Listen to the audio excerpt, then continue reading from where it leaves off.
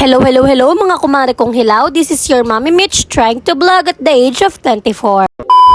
So, kay aga-aga nga, ako nandito sa labas ng bahay para naman tingnan ang pinapagawang bahay ng biyanan ko. At dito nga sa parting ito na lang papalitadahan ni Kuya. At awa naman ng Diyos at halos buong bahay, pati labas, may palitada na din. Eto nga at pinasok ko na ang bahay at itingnan ko nga pala ang aming kwarto dahil pinapalagyan na namin ito ng kisame. Ito talaga isa dyang ipinauna para nga naman pag nagbagyuhan na, meron kaming malilikasan dahil kung di nyo natatanong, binabaha po kami dito. Hindi naman kalakihan pero binabaha pa din. Kapag lamang po malakas ang ulan at walang tigil. Kaya naman ang bahay na pinagawa ngayon ay pinataasan na talaga. Sa mga oras nga na yan, kinakabit na nila yung design ng kisame at talaga namang dumaing sa amin na naggawa. Pinahirapan daw talaga namin siya sa design. Paano ba naman? Ang ganda ng design na napili namin. Akala nga nila pang salas. Ay hindi mga day. Pang kwarto lang namin yan. Alam nyo na, sa kwarto kami titira. Charis lang. Syempre naman, dapat magandang kisame natin sa kwarto para naman pagpikit at pagmulat ng mata natin maganda ang nakikita natin, hindi puro sama ng loob. Ika nga hindi nabibili ng pera ang pahinga, pero ngayon di ako naniniwala doon. Dahil ngayon pera-pera na lang naman lahat at pihadong tanggal ang pagod mo pag may kwarta ka. Sinilip ko na nga din pala ang kwarto sa kabila dahil ang kwarto na ito ay may CR na dag-upan. Nilalagyan na nga pala ito ng kisame. Bali dalawa nga pala ang CR sa bahay na to tapos tatlo ang kwarto. Ito nga pala ang CR sa labas. Ito nga pala ang gagamitin namin dahil katapat lang ito ng kwarto namin. Matapos nga akong magmala engineer sa bahay at magmando-mando ay lumabas na rin ako doon. Noong mga oras nga na ito, pupuntahan ko naman ang anak ko na nangangapit bahay naman dito sa ginagawa ding bahay ng Ate Aspet. Alam nyo naman ang aming compound dito ay bigla na lamang naging construction workers. Ari nga at naglirigalig na ang aking anak dahil gustong humabol sa kanyang mama Babel. Sumakay ba naman ng sasakyan? Nakitambay nga muna kami dito dahil nga nagluluto ng almusal ng Ate Aspet. Itaman-tama nga naman hindi pa kami nag-aalmusal, makikikape muna kami dito. Aringat nagluto siya ng hot cake, pancake, kung ano naman ang tawag dito. Aringat nangaripas ako ng takbo, tumawag ang asawa ko, hindi daw niya makontak ang biyanan ko. Ayun pala'y umalis, kasama ang expander. Siguro hindi dala ang cellphone, kaya hindi makontak. Aringat saktong-sakto naman ang dating ko at nandito na nga din siya. At nung ako ngay pabalik na dun sa bahay ng Ate Aspel, ay di din ako dumaan sa may swimming pool. Dahil naman pagkakainit naman sa kabila, mabuti dito at may kubo. Naharang ang init. Maya-maya ngay nanakbo na naman ako dahil nga mainit na naman pala ang dadaanan ko. Grabe naman tong init na to. Pagdating nga dito ay nagkusa na akong maghugas ng plato dahil grabe naman. Nakikain na nga ay hindi pa maghugas ng plato. Inang kahiya-hiya naman nyo. Ay bago ko nga umpisahan ng aking hugasan, pinraktis ko muna rin kanilang gripo dahil grabe naman. Sa dami ng pinipindot ay talagang nakakabunlo. Pagkatapos ko nga din maghugas ng plato, dito ko na rin pinaliguan ng anak ko para naman may heater. At hindi na ako magpainit pa ng tubig na mainit. Ewan ko ba sa batang ito, itong batang ito lang ang pinapaliguan ko na hindi marunong magligalig pag naliliguan. Nagagalit pa nga pag aawatin ko na maligo. Tingnan nyo naman, enjoy na enjoy kahit sa balde lang nagsuswimming. Yun ba naman, pinaliguan ko noong sa swimming pool, abay nagkaubot sipon pa, sising-sisig ako talaga. Pagkatapos ko ang liguan at lisan, si Miraya, tumambay muna kami dito sa kwarto. Talaga namang hindi ka magugutom sa kwartong ito. Ang daming chocolate at pagkain. Ngayon naman, para mga bookshelf lang ang chocolate sa lalaki. Maya-maya nga lang, umuwi na din kami para kumain ng tanghalian dahil anong oras na, alas 12 na. O siya, hanggang dito na lang muna ulit. Maraming salamat sa panonood nyo. Sana'y suportahan nyo ang pagmimini vlog ko. I-like, i-share at mag-comment na rin kayo. Bye-bye!